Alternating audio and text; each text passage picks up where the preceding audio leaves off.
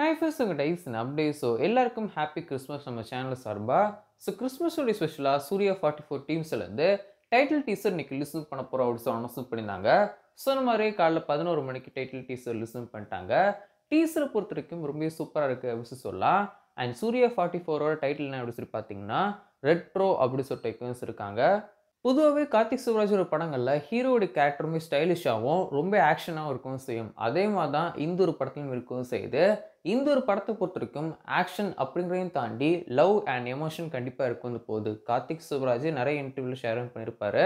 இந்த ஒரு டைட்டில் டீஸ்மே வந்து பார்த்தீங்கன்னா பூஜா ஹெட்டேக்கும் நம்ம சூர்யா சருக்குமான அந்த ஒரு போர்ஷன்லாம் காமிக்கன்ஸ் இருப்பாங்க. பூஜா ஹெட்டே வந்து ரொம்ப ஹோம்லே காமிக்கன்ஸ் இருக்காங்க. இது பார்க்க ரொம்ப நல்லா வந்துருந்துச்சு. அண்ட் சூர்யாஸோட கேரக்டர் பொறுத்த வரைக்கும் இங்கே பூஜா ஹெட்டே மேம்கிட்ட அப்படியே சாஃப்டாக வந்து பேசுகிறாரு. பட்னா அந்த சீன்ஸ்லாம் வந்து காமிக்கிறாங்க இல்லையா, அதெல்லாம் செம்ம பிளட்டியாக வந்துருக்கு அப்படின்னு சொல்லணும். ஒவ்வொரு சீக்வன்ஸ்லுமே அவருக்கான ஆக்ஷன் சீக்வன்ஸ்லேருந்து அவருக்கான லுக்கெல்லாம் செம மாசாக இருக்குது அப்படின்னு சொல்லலாம். ஒன் ஆஃப் த பெஸ்ட் லுக்குன்னு கூட சொல்லாங்க.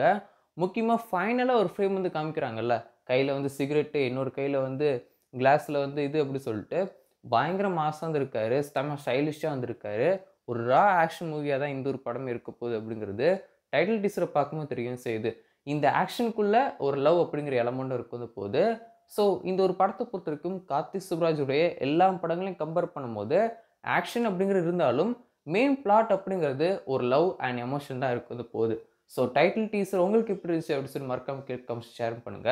அண்ட் இந்த ஒரு படத்துக்கான ரிலீஸை பொறுத்த வரைக்கும் அடுத்த வருஷம் சம்மர் ஷோ ரிலீஸ் பண்ண போகிறோம் அப்படிங்கிறதையும் அஃபிஷியல் அனௌன்ஸ் பண்ணிட்டாங்க.